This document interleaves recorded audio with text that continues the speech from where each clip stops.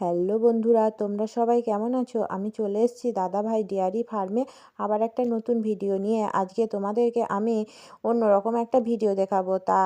সকালে তো ঘোষ গাই দই নিয়ে চলে গেছে, এটা সন্ধ্যের দিকে দোয়ানো হচ্ছে।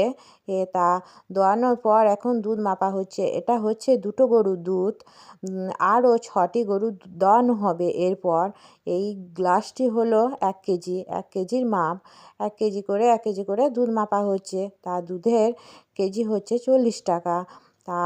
এখন 10টি গরু আছে, গাই গরু। তার মধ্যে এখন 8টি গরু দোয়ানো হয়, আর 2টি গাই গরু এখন বন্ধ আছে।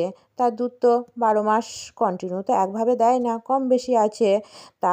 গরুকে কী কী খাবার দেওয়া হয় সেটা তোমাদেরকে আমি এখন বলবো।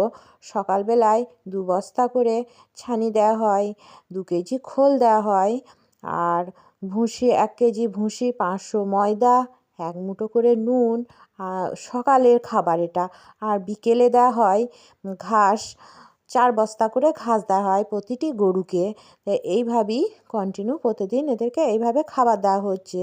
তা তারপর তো দুধ তো বাড়াবে, কম বেশি আছেই, বাড়া কমা সেটা ছাড়ার মুখও কম দেবে একটু।